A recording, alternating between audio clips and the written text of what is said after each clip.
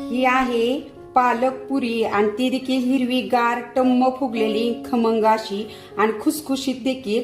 आपण नेहमी करतो त्यापेक्षा थोड्या वेगळ्या पद्धतीने केली, ज्याच्यामुळे ती ही बघा अशी खुसखुशीत झालेली आहे आणि टम्म देखील फुगलेली आहे. यासाठी तुम्हाला व्हिडिओ शेवटपर्यंत बघायचा आहे. ही पुरी तुम्ही प्रवासात नेऊ शकता, मुलांच्या डब्याला देऊ शकता किंवा नाश्त्याला बनवू शकता. 4-5 दिवस आरामशीर छान राहते, अजिबात खराब होत नाही. नमस्कार, मी रेश्मा लोकरे रेसिपीज मध्ये तुमचं स्वागत. आज आपण टम्म फुगणारी हिरवीगार आणि खुसखुशीत अशी पालक पुरी कशी बनवायची त्याची रेसिपी पाहणार आहोत. चला तर रेसिपीला सुरुवात करूया. इथे मी पालक पुरी बनवण्यासाठी पालकाची पाने अशी स्वच्छ धुवून घेतलेली आहेत. आपण पालकाची पाने घ्यायची, देठ घ्यायचे नाहीयेत. ही माझी साधारणतः 10 ते 12 पानं आहेत आणि अशी मोठी मोठी पानं आहेत. जर तुमची पानं मध्यम किंवा छोटी असतील तर 10-15 पाने घेतली तरी चालतील. आणि इकडे मी ही मध्यम आकाराच्या वाटीने 1.5 वाटी गव्हाचं पीठ घेतलेलं आहे. अर्धी वाटी बारीक रवा घेतलेला आहे. थोडीशी कोथिंबीर, 7 ते 8 लसूण पाकळ्या घेतलेल्या आहेत. अर्धा चमचा ओवा घेतलेला आहे. 1 चमचा तीळ घेतलेले आहेत. अर्धा चमचा जिरे पावडर घेतलेले आहे. इथे तुम्ही अख्खी जिरी घेतली तरी चालेल. चवीनुसार मीठ, थोडंसं आलं आणि 4 हिरव्या मिरच्या घेतलेल्या आहेत. इथे मी गॅस चालू करून गॅसवरती एका पातेल्यामध्ये असं पाणी उकळायला ठेवलेलं आहे आणि त्या पाण्यामध्ये अर्धा चमचा साखर घालायची. आता याच पाण्यामध्ये 2 मिनिटं आपण नंतर पाणी उकळल्यानंतर पालकाची पानं आपण 2 मिनिटं ह्याच्यामध्ये उकळून घेणार आहोत. या साखरेमुळे काय होतं, पाण्यात साखर टाकल्यामुळं जेव्हा आपण ती पालकाची पानं या पाण्यात उकळून घेतो तेव्हा त्याचा कलर अगदी आहे असा हिरवागार राहतो. आणि हे बघा, इथं आपल्या पाण्याला छान उकळी आली आहे. आता ही पालकाची पानं ह्या पाण्यामध्ये घालायची. माझी पानं मोठी होती म्हणून मी थोडीशी हाताने तोडून घेतलीत आणि ह्याला अगदी 2 मिनिटं ह्याच्यामध्ये उकळून घ्यायचंय. झाकण न ठेवता उकळून घ्यायचं. आणि हे बघा, आता ही पालकाची पानं 2 मिनिटं उकळून घेतलेली आहेत. आता गॅस बंद करून ही पानं आपण काढून घेऊया. काढताना ही पानं चांगली नितळून घ्यायची. नंतर ही पानं मी अशा बर्फाच्या थंड पाण्यात टाकलेली आहेत.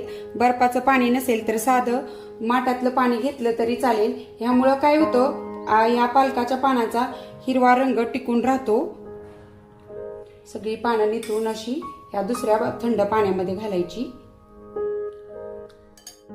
ही पालकाची पाने 5 ते 10 मिनिटं ह्या पाण्यात आपल्याला पूर्णपणे थंड करून घ्यायची आहेत. आता 5 मिनिटानंतर ही बघा आपली पानं चांगली थंड झालीत. आता ह्याच्यामध्ये छान असं दाबून त्याच्यामधलं सगळं पाणी काढून घ्यायचं. शक्य होईल तितकं, जास्त पाणी ठेवायचं नाही. आणि ह्यातलं पाणी काढल्यानंतर हे मिक्सरच्या भांड्यामध्ये घालायचे.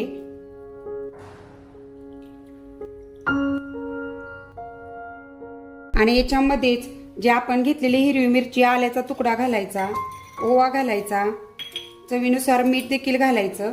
जी आपण थोडीशी कोथिंबीर घेतली ती घालायची आणि लसूण पाकळी देखील घालायची आणि जिरा पावडर. हे आता ह्याची मिक्सरला बारीक अशी पेस्ट बनवून घ्यायची.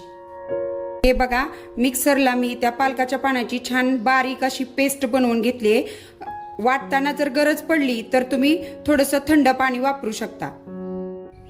आता आपण इथं ताटामध्ये पुरीसाठीचं पीठ मळून घेतोय.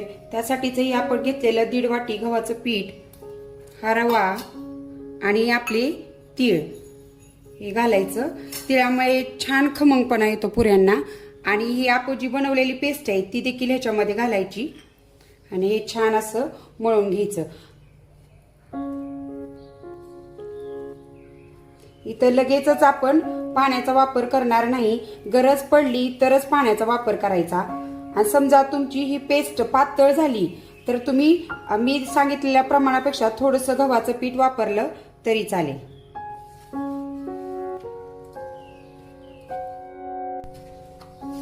आणि हे बघा, तेवढ्या पेस्ट मध्ये माझं हे पीठ छान मळून झालेलं आहे, घट्ट झालेलं आहे.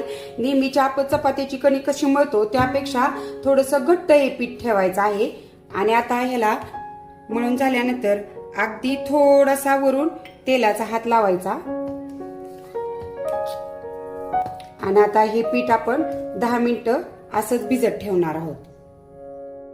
आता हे पीठ आपलं 10 मिनिटं छान भिजलंय. आता पुऱ्या लाटण्यासाठी याचे गोळे बनवून घेऊया. तुम्हाला लहान मोठ्या कशा पुऱ्या हव्यात त्यानुसार गोळे बनवून घ्या. आता सगळ्या पिठाचे आपण गोळे बनवून घेऊया. आणि अशा ह्या आपल्या सगळ्या गोळ्या बनवून झालेल्या आहे. आता आपण ह्याच्या पुऱ्या लाटून घेऊया. इथे मी पुरी लाटताना तेलाचा किंवा पिठाचा वापर केलेला नाही, कारण मी पीठ छान घट्ट मळल्यामुळं मला गरज पडली नाही. जर तुम्हाला वाटलंच तर तुम्ही लाटताना थोडासा तेलाचा हात घेऊ शकता. आणि आता ही पुरी मी अशी छान पातळ लाटून घेणार आहे. तुम्हाला जर मऊ पुऱ्या हव्या असतील तर त्यातली त्यात थोड्याशा जाड ठेवल्या तरी चालतील.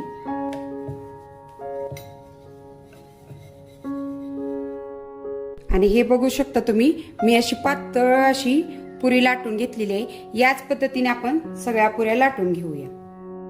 इथे मी या 5-7 पुऱ्या लाटून घेतलेल्या आहेत, त्या आता आपण तळून घेऊया. पुऱ्या तळण्यासाठी आपलं तेल देखील छान गरम झाले. आता गॅस मी मध्यम केलेला आहे आणि ह्या पुऱ्या आता आपण ह्या तेलात तळून घेऊया.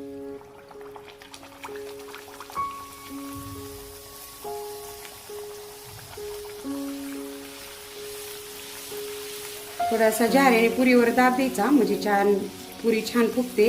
आणि बघा अशी टम्म अशी पुरी फुगलेली आहे आपली.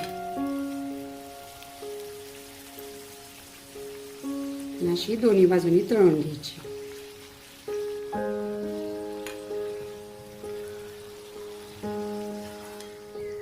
आता या पुऱ्या आपल्या छान तळलेल्या आहेत. आता त्या आपण एका चाळणीमध्ये काढून घेऊया. बघा अशी छान टम्म फुगली का नाही, आणि हिरवीगार दिसते ही पुरी.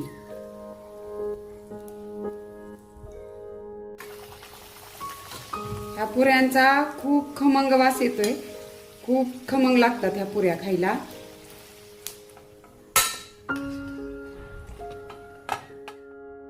मी 8 ते 9 पुऱ्या अशा तळून घेतलेल्या आहेत. आणि हे बघा या पुऱ्या अशा एकदम टम्म फुगलेल्या आहेत.